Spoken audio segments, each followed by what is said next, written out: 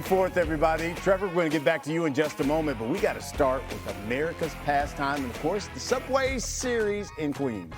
Yeah, start spreading the booze. That's BOOS. Though for those fan bases, who knows? Brian, both New York big league clubs arrive at America's birthday cooler than cool. Well, we've got New York covered here at Citi Field. Yankees, Mets, 3 p.m. Eastern. Kevin Connors, he's going to join us a little live there from Citi Field. Let's start with the Yankees. Boy, they got swept in the 4-game series by the Jays. Overall, 6-14 their last 20 games. About the Mets, they've been in the same boat, 6-14 their last 20 as well, coming off a series win, though, over the Brewers, their first since June 12th.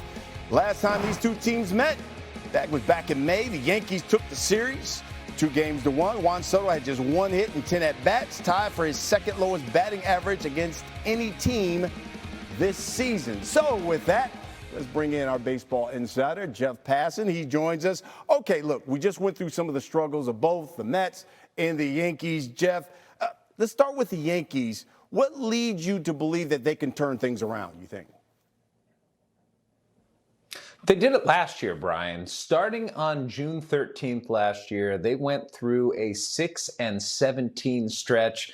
Well, starting on June 13th this year, they have been 6-14. And let's remember last year, the Yankees made it to the World Series, but they got to clean things up. They've had 6 throwing errors over that stretch. The defense has been unsightly. The relief pitching has not been particularly good. The bottom of the lineup has been troublesome. This was not the team that was clearly in first place and now has lost its grasp on first place in the American League East. But I think the Yankees know the talent is there to capture first place again. Can they get back to the World Series, though?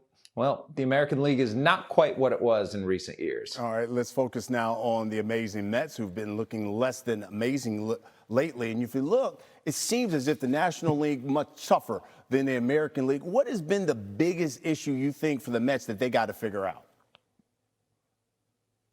Brian, the reason they started 45-21 this year was because of their pitching, and it just has not been the same since Kodai Senga went on the injured list, but there is hope. Sean Manaea has started a rehab outing, gone 4 innings. Senga is expected to have a rehab outing where he goes 60 pitches and could be back in due time, and the Mets need to stabilize their rotation in the wake of the Griffin Canning injury. That being said, they need production in their lineup too beyond the first 5 guys. And as long as the Mets can go find that depth, pick up a couple relievers and get their starters healthy again, they're going to be in the mix in the National League East and going head-to-head with the Phillies for the division title. Yeah, it doesn't help that they're only hitting, 217, I think, with runners in scoring position, which is the second worst in the league. Great. Yeah, all right, since we're featuring New York today, give me your favorite New York baseball moment. Oh my God, there are so many. I could go with the 69 Miracle Mets. I could go with Reggie Jackson's 3-home run game. I could go with Babe Ruth's called shot, but I'm going to go with the imperfect man who pitched a perfect game. Don Larson, October 8th, 1956, had started Game 2 of the World Series and lasted 1 2/3 innings, comes back in Game 5 against the Dodgers team that had Gil Hodges and Jackie Robinson and Pee Wee Reese and other luminaries, and throws the only perfect game in postseason history. The closest anyone has come is Roy Halladay with a no-hitter. But what Don Larson, a guy who pitched more games in relief in his career than started, went out and did that day, will always live on in the lore of New York baseball. Only threw 97 pitches in that game. Still the only perfect game in postseason history. Jeff Passan, more from you in just a moment. But it's Citi Field, the Subway Series going down this afternoon. It's been good to the Mets lately. In fact, they've won 8 of the last 10 against the Yankees at Citi Field. And July 4th has traditionally been a key checkpoint for division leaders. Since 1995, when MLB moved to the current 6-division format, 61% of the teams leading their division on July 4th have gone on to win it. Not great news for the Yankees and Met fans. Both teams enter today outside of first place, both in second. So with that, let's bring back our baseball insider, Jeff Passan. So when we look at the current division standings there, Jeff, who do you see as in the best position to be at the top when the regular season ends? Brian, the Los Angeles Dodgers are a reasonable answer for this question. They're just not the right one. It's the Detroit Tigers, and it's a combination of both Detroit being the best team in the American League and the American League Central being a dumpster fire of the highest order. Minnesota is in second place right now, under 500. Cleveland is in third place, under 500. Kansas City in fourth place, under 500.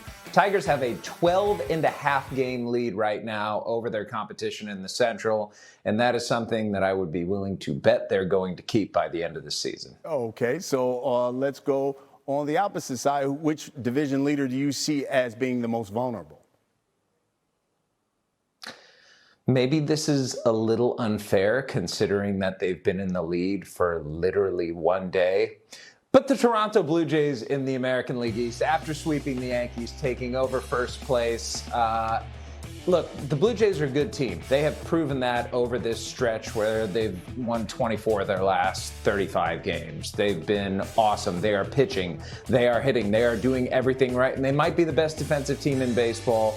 But unless they bolster this team at the trade deadline, I still think the Yankees and maybe even the Tampa Bay Rays, who are right there with them, have more talent and could wind up in first place in the AL East. Okay, Jeff, one more thing before I let you go, because this morning on Get Up, Sneaky Himbo has some trivia question where he compared Joey Chestnut and LeBron James. So we decided to put a little baseball spin on this one for you, Jeff. So I guess the question is, total number of hot dogs Joey Chestnut has eaten in Nathan's hot dog eating contest, or Aaron Judge's total number of career hits. Who's got more?